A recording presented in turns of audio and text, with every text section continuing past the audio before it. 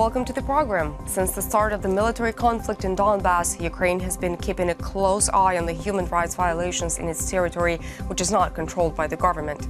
A number of Ukrainian citizens are being held in custody in prisons of so-called DPR and LPR. So what is being done to help those Ukrainians? Joining us in the studio today to discuss this situation and more is Mikhailo Chepliga, the representative of Ukraine's ombudsman.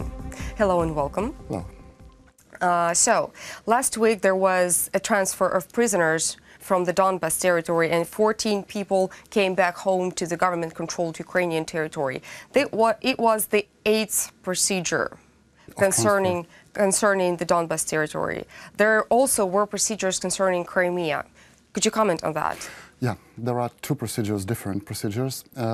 First procedure is concerning so-called double hostages. We call them double hostages, our Ukrainian citizens who are in prisons in so-called DPR, and they cannot be transferred or they cannot become so-called internally displaced people, IDPs, by their own because they are in closed place, and someone has to think about their rights. For example, the right to serve sentence at the place where they have their own relatives, for example, or social contacts. Oh, I agree. And they apply to our office to support and help them, because on the level of official negotiations, it's almost impossible to solve this problem. And they asked us, as a humanitarian institution, to start negotiating process with the so-called de facto powers in DPR and others for LPR, to start these negotiations about transferring of those who wanted to be transferred, because there are those who don't want, and we can't do it to force them, but at least those who wanted to be transferred to controlled territory. It took us about 1 year negotiating with the help of international missions, with the help of Red Cross, with the help of UN Human Rights Monitoring Mission, with the others. Finally, we agreed that we will send to so-called de facto powers at the DPR, will send the list of those who wrote to us and said that they want to be transferred. And actually, then after that, we wait. We don't have concrete terms when they decide to give us. For example, they can say us on Friday that on Monday they are ready to transfer 20, 21, 14, 20 or other number of prisoners. It makes it really hard since you're not sure how the situation is going to turn out in the end. You're aiming for one thing, but the other side is not reliable enough, so practically you have to just stick with what is happening. Actually, there is one condition. One condition, it's personal presence of the ombudsperson without any protection, personal protection at the 0 point. Because in order to exchange prisoners, imagine how many armed people have to meet from both sides at one point, face-to-face, military people, meeting face-to-face. Someone has to guarantee personally that nothing will happen during this transfer. Exactly. And it looks like in spy films when we cross Ukrainians checkpoint, then we go to so-called 0 kilometer. So it's uncontrolled territory by both sides. Then we go about 100 meters to the side of DNR. Then the convoy comes from that side. We stand about 100 meters looking at each other. Then military persons take positions from both sides. Then again, the cars for prisoners, they meet each other. The road is closed from both sides. And we are standing at the place of transfer as guarantees that nothing will happen. So guaranteeing from Ukrainian side that that no one will start shooting during this process. That is a really harsh situation to be in. Actually, when it's the 8th time, you're getting used to it. Yeah, we are not so nervous. But I remember the first time. Well, I told my wife that I'm not sure what will happen. Oh dear.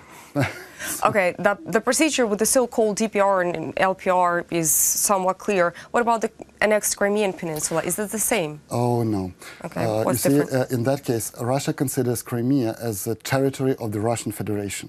And they suggested us that if Ukraine wants to transfer Ukrainian citizens from the closed place in the territory of Russian Federation to the territory of Ukraine, then you can use convention, because there is a convention which we can use, and we use this convention in other cases with Russian Federation. And they suggested us to use this convention. But once Ukraine will ask prisoners, Ukrainian citizens, from Crimea to be transferred to controlled territory on the base of convention, means that Ukraine recognizes Crimea as a territory of Russian Federation. As a part of Russia. And people became hostages again, because no way out. There are no legal instruments of this transfer. And after that, in Minsk, we started negotiations with the Russian ombudsperson, explaining this situation and saying that we, as non-political humanitarian institutions, we have to find ad hoc procedure, not existing in the legislation of both countries, to find this solution in the interest of these people who want to be transferred and, well, not to make them hostages. I have to say that actually we have good communication with the Russian ombudsperson, and she understood that it's humanitarian action, it's not politics. Exactly. And she started negotiations with the Russian authorities, finding this solution, because she has to communicate with the prosecutor's office, Russian Federation, with the Ministry of Justice and others. The problem was even worse. You remember when Russia occupied territory of Crimea, they adopted a special constitutional law according to which everyone who was in the territory of Crimea at the time became automatically citizens of Russian Federation. And if you want to not to be the citizen of Russian Federation, then you had to go to special place and write well, paper refusing from this Russian citizenship. But and then they detained you immediately. But if no. They didn't do this. But if you are in detention, how can you personally go to that place saying I don't want to receive Russian citizenship? I see. Which means that those who were in detention, from the point of view of Russian Federation, became automatically citizens of Russian Federation. And from the point of view of Russian Federation, our Ukrainian citizens who were serving terms in Crimea, they automatically became Russian citizens. But from the point of view of Ukraine, they are Ukrainian citizens. And from the point of view of prisoners, they still remain Ukrainian citizens. They do not accept this automatic citizenship of Russian Federation. What are your ways of getting information about these political prisoners or not political prisoners in Donbass and in Crimea as well? So, first of all, it's human rights defenders. Okay. We have good contacts with human rights defenders in Russia. Probably someone would not believe, but there are quite good human rights defenders organizations, just human rights defenders. We have even networks, international networks of human rights defenders from Belarus, Ukraine, Kazakhstan, Russia. And sometimes Russian human rights defenders help us to find Ukrainian citizens in custodies or in well, pre-detention centers or even in prisons all over Russian Federation. It sounds unreal, but it's great that this is happening. Yep. On the other hand, we also have volunteers who are working, and it's very risky, who are working at the DPR or LNR, and sometimes we receive information from those prisoners who were already transferred from uncontrolled territory to controlled territory, and we speak with them about the conditions they had in the places of detention where they have been in DNR, DPR, I mean. Sometimes we even receive information from them about military hostages, Ukrainian citizens, our military persons who become right now hostages, where they are kept, what are the conditions in which they are Any particular detained. story, perhaps, on that matter you would like to share with our audience? We have this story. It's about the story about the prison which was destroyed after heavy shelling. It's almost on the so-called border between DPR and Ukrainian controlled territory. Yeah. After shelling, the walls, everything was destroyed in this prison. A lot of people died, actually, after that shelling. Those who remained, they were suggested by de facto powers to go and to fight against Ukraine. If they would decide to go Is and that to fight, so? Yep. they would be released. But only few agreed to do this, and most of them decided to remain, and some of them decided to cross the border illegally. It was very risky because a lot of mines are on the border.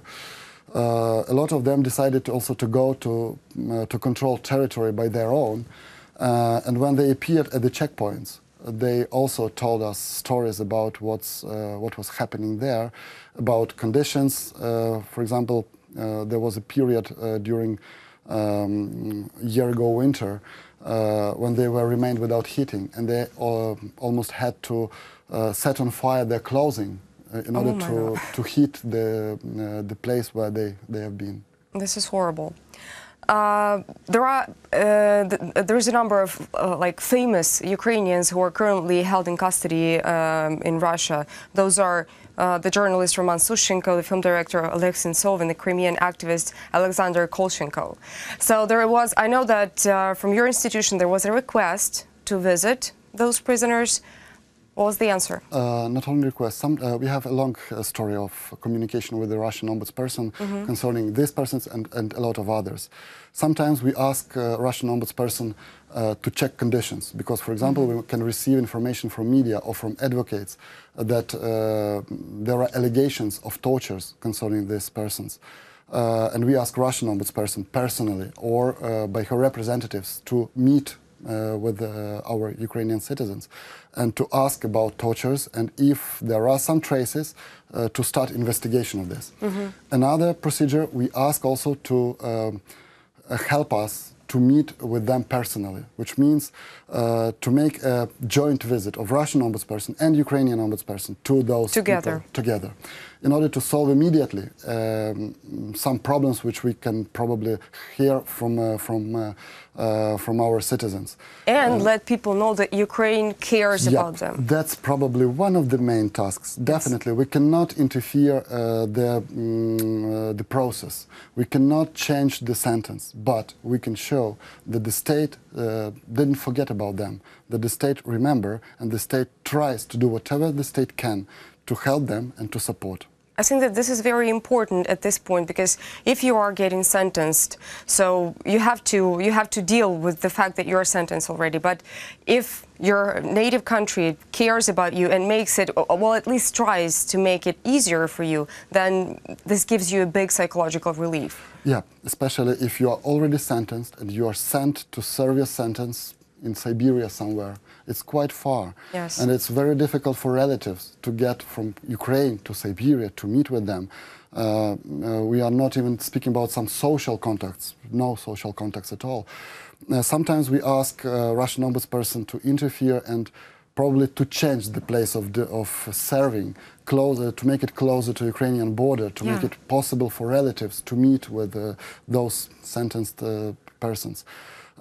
But we also have some positive examples when we made joint visits when Ukrainian and Russian ombudsperson met with Crimean Tatars, Ukrainian citizens who used to be for that time at the pre-detention center in Simferopol, and then two ombudsperson meet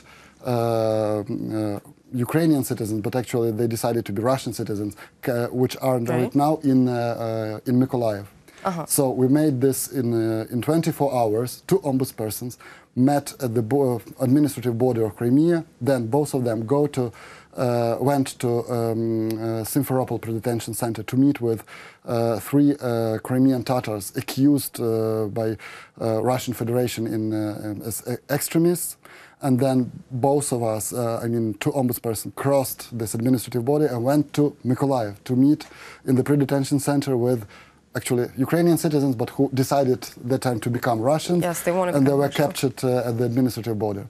And that's a good example. Right now, of three persons, two of them are right now not in the pre-detention center. So they are under investigation, but they are, at least they are free for now, which is a good example.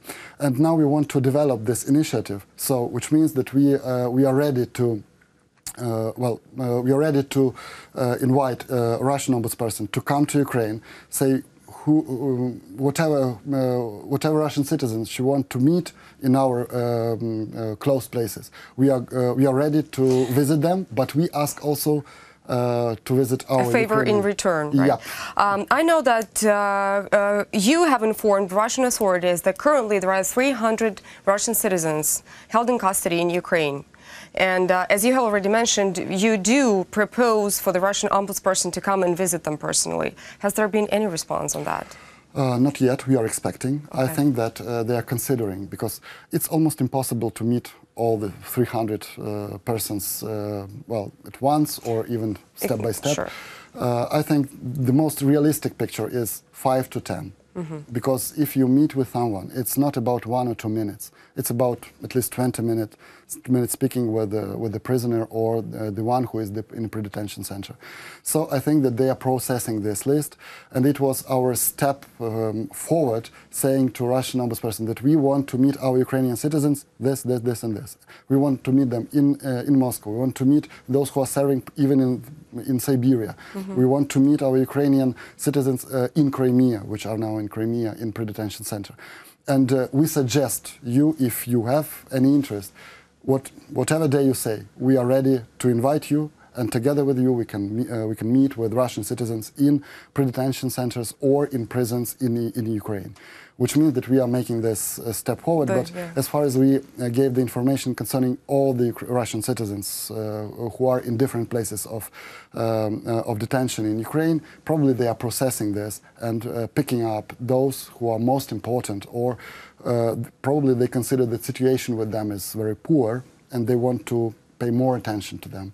Well, hopefully they come up with the right decision pretty soon. Thank you so much for sharing with us the information you've just shared, and thank you so much for the job you're doing. This was Mikhailo Chapliga, the representative of Ukraine's ombudsperson. Thank you so much for watching, and goodbye.